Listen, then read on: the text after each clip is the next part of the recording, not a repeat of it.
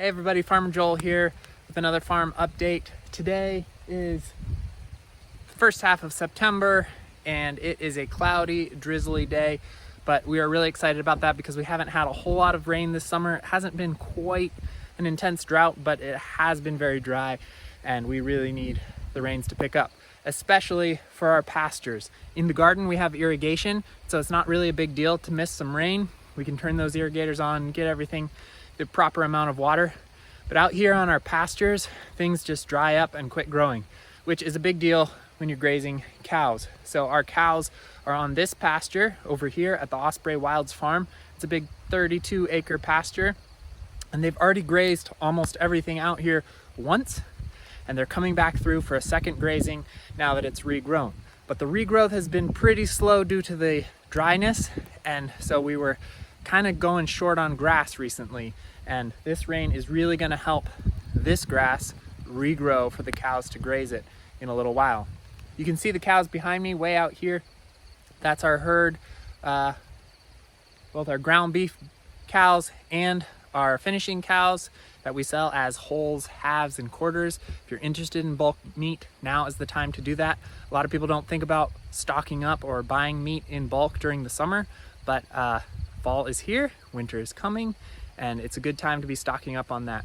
If you need help getting deep freezers or anything like that, we can totally help. We have a lot of experience with that.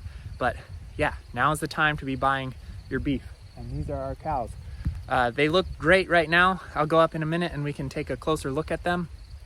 But yeah, everything is really soaking up this rain. It's been raining since last night, and it's just one of those slow, long, gentle rains. We've got more than a ½ inch already, and we're really excited for that, and the grass is really going to respond. But let's go see the cows up closer. Well, the cows aren't really standing still for me today, so I'm not going to run around chasing them. But they're slick and happy and fattening up well. This is really high energy grass that they're grazing on right now, nice and young and growing, which is great for them putting on weight and marbleizing and putting fat on, which we all want in our steaks and meat. But these cows are doing more than just gaining weight and getting ready to make good beef. They're also doing some really awesome work on this pasture. So you may remember that we get these cows in the springtime and we graze them all year. And they arrive in early June, right when grass growth is taking off in the spring. This whole pasture, this whole giant field, just a few years ago was monocrop with corn, soy, sorghum, whatever it was, a couple single crops, normal conventional farming. And so there was a lot of time when this ground was completely bare, basically the entire off season. It was farmed conventionally like that until Osprey Wilds, the environmental learning center that we work with, acquired the land, and they planted it to these pasture species. There's a variety of grasses and legumes in this planting, and it's really good grazing species primarily. But it's still a young pasture, and in between the lines of planted grass, there's still bare dirt showing, which is a problem. And one of the cool things that we were able to do this year with grazing these animals was let some of this grass grow up really tall. We've talked about this in earlier videos in the season. But now, after we've grazed through once and trampled down a lot and grazed a lot and moved on, these grasses that were left standing are putting out seed. So we're actually able to get a whole second seeding on this ground, which will hopefully germinate down there in the bare spots. Another thing that was great about what these cows did is they trampled down a lot of these tall stems, leaving a thatch on the ground between the grass plants.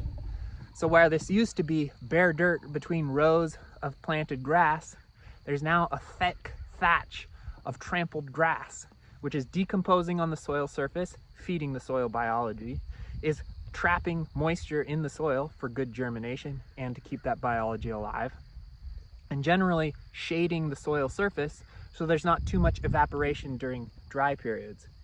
So those cows are not just grazing and creating beef for us, but their stomping and their grazing is also really key for building up this grassland ecosystem. And all of their functions, both the stomping and the grazing, the defecating, the drooling, everything that they do on this grassland, by our careful management, can produce a more lush regrowth over time.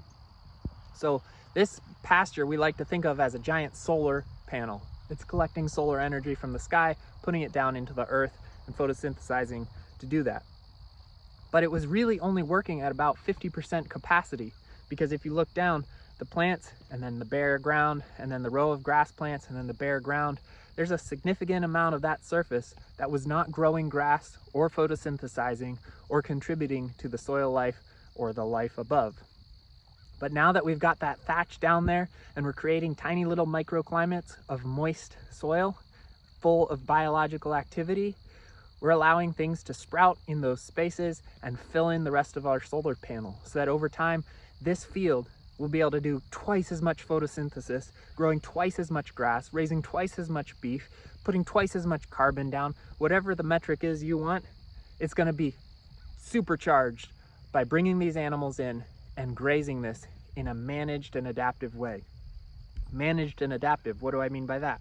Well, we use these single strand electrified fences to keep the cows exactly what we want, where we want them. It's a lot like the shepherds of old, except instead of running around keeping the cows where I need them, I can set up this electrified strand and they will stay on the side of it that I want. Once they've grazed down all the grass on that side, I can really quickly reel up this fence and move them to this side where they'll eat this grass. And not only will they be now eating this good grass that has been saved for them, but they'll be off of that grass while it regrows. So we can move them to new grass every day so that they're in premium, clean, healthy, open air environment, getting grass that is at the perfect stage of maturity to give them maximum nutrition and energy. And we can keep them off the grass and let that grass rest while it regrows until the cows make it back.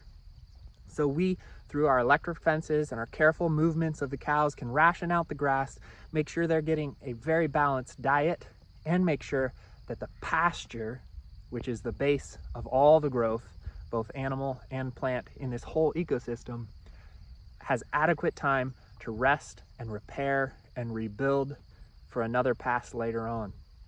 So through our management and the cows grazing, we can heal this landscape and take it from bare ground and single monocrops to a very diverse, very resilient polyculture of many, many, many species. But it takes both their activity and our management to make that happen, which is one of the coolest reasons why this beef is special.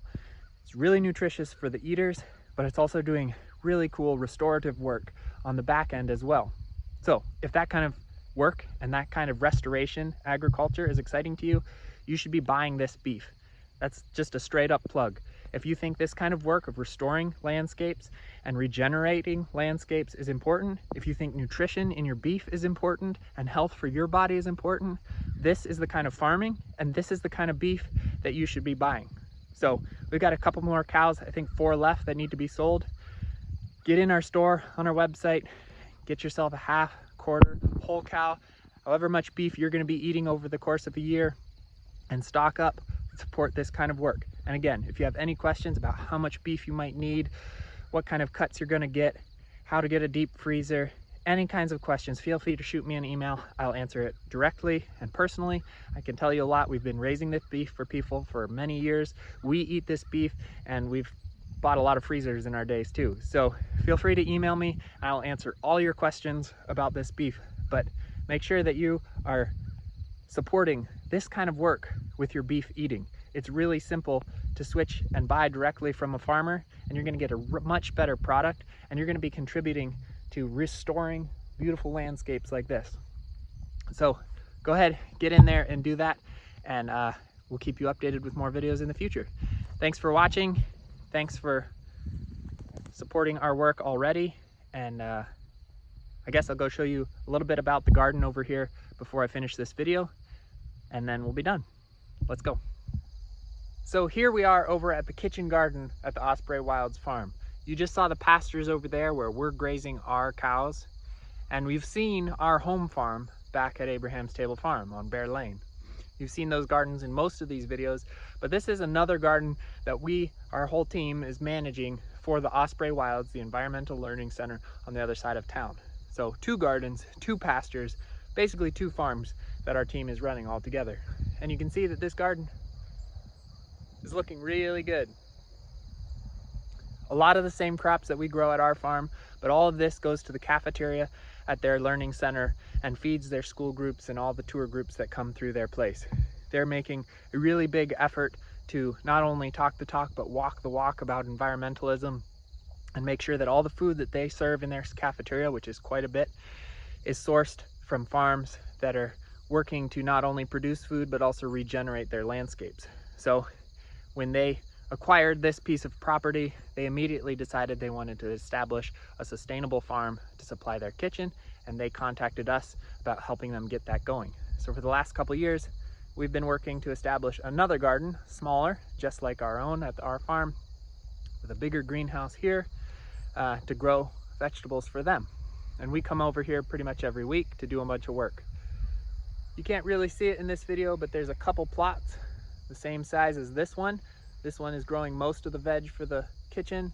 There's another one over here growing winter squash and pumpkins for them. And then there's another one down there that is under cover crop right now.